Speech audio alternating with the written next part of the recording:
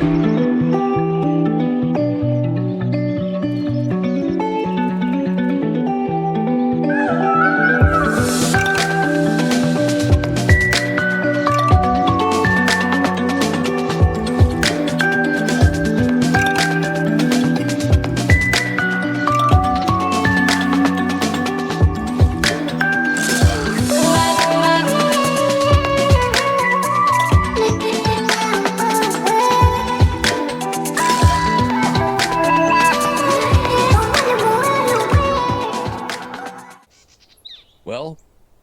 here we are, the first episode of Project Terroir. I'd like to welcome everybody to this new show, celebrating the farmer, the cannabis farmer, and for that matter, any farmer that puts an earth-first ethos first. So basically what we're doing now is we're talking about the earth, the farm, the soil, the farmer. Most importantly, the farmer. That's the person that gets left out of the equation every time. And right now, in our disposable community where we have plastics everywhere, we hold on to cars for 2-3 years, we abuse petrochemicals, and we take for granted food. We take for granted vegetables. We take for granted the cannabis we smoke because it just comes out of nowhere, apparently. The reality is there's a farmer behind everything, and the farmer is the most important person in the equation. So we thought we would bring to you Project Terroir, and every week we'll be focusing on a farmer, whether that's a cannabis farmer, perhaps it's a tomato farmer, it could be anyone. But it's time to have this conversation because it's almost too late. With the advent of MSOs, multi-state operators, and giant indoor operations, the whole landscape of cannabis is changing. And I don't want to discount the fact that obviously the Emerald Triangle farmers back in the days of campaigned against marijuana production.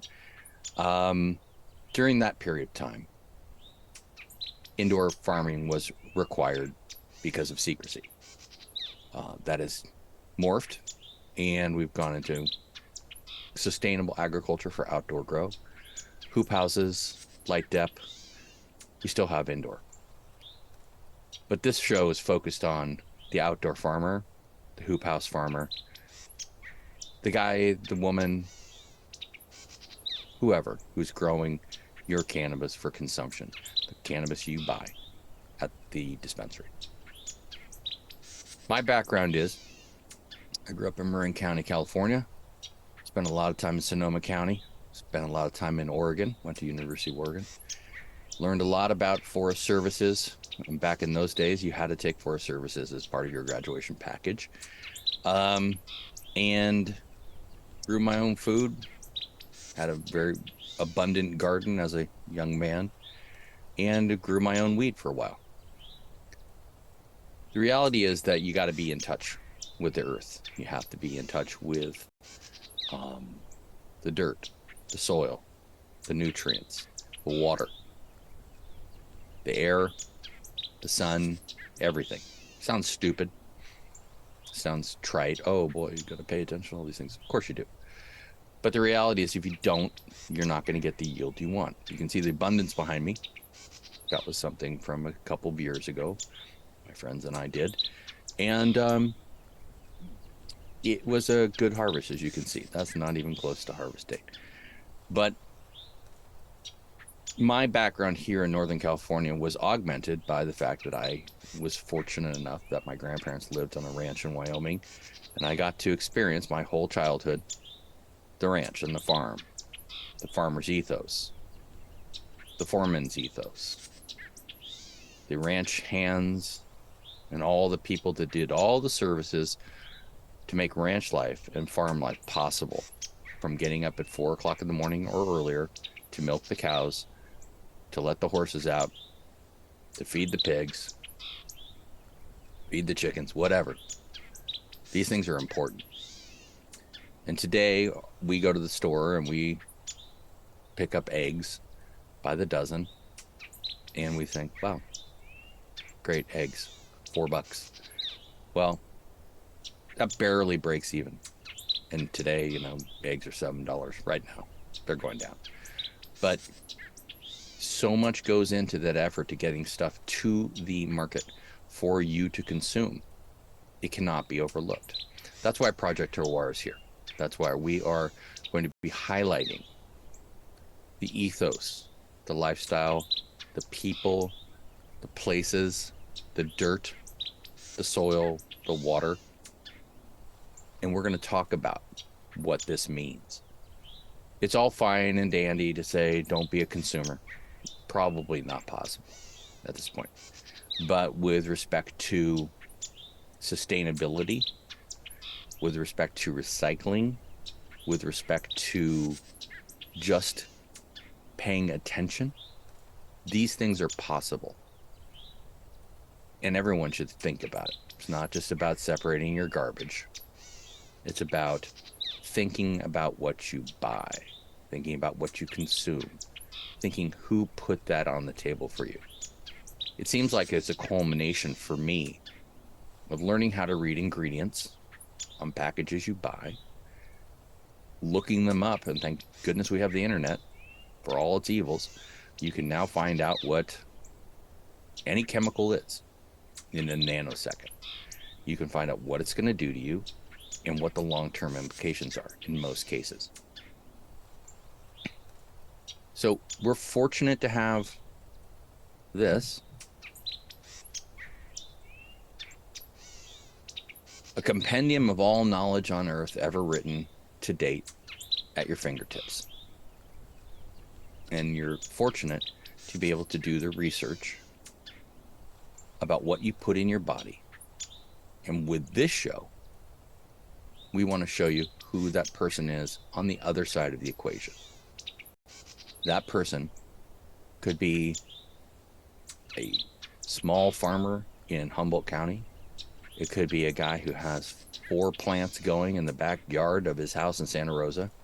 It could be a farmer in Arizona on a mountaintop of a mesa with a natural water source and an abundant amount of manure from his own chickens and cows and goats.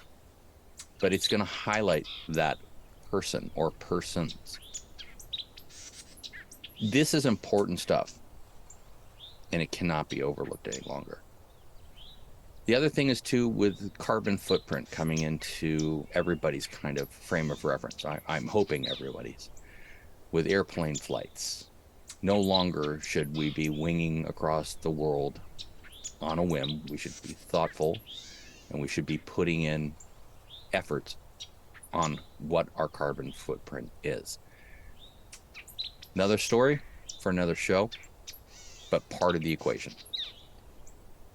So in summation here on this first mini episode of Project Terroir, I invite you to come back.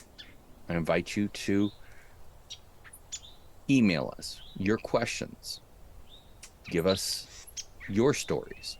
Nominate a farmer. And like I said, I don't care if they grow traditional flowers like petunias, begonias, or whatever, or they're a tomato grower or a lettuce grower, but they have sustainable practices and they have a story to tell, and people need to hear it. We want to hear it. It could be a wine grower. It could be anyone who's in the agricultural business, who's taking those extra steps to make sure what you consume and what you purchase are the best possible product out there. I hope to be interviewing some grocery store chain people who are in the sustainable practice business of buying and selling. That could be, for instance, Good Earth here in Fairfax, California. It could be a small grocery store that only wants to have the best products for their customers. The reality is we're going to cover all the bases, and we're going to talk about how you can get what you want and have it the best quality possible for you, your health, your family, and your life. So join us here every week on Project Terroir. I guarantee you're going to find it entertaining, and I guarantee you're going to find answers to some questions you may have. So join us, and we'll be taking you on a journey that I think you'll enjoy. Until next time, I'm Latham Woodward, your host of Project Terroir. Find us here every week on YouTube. Thanks very much, and we'll see you soon.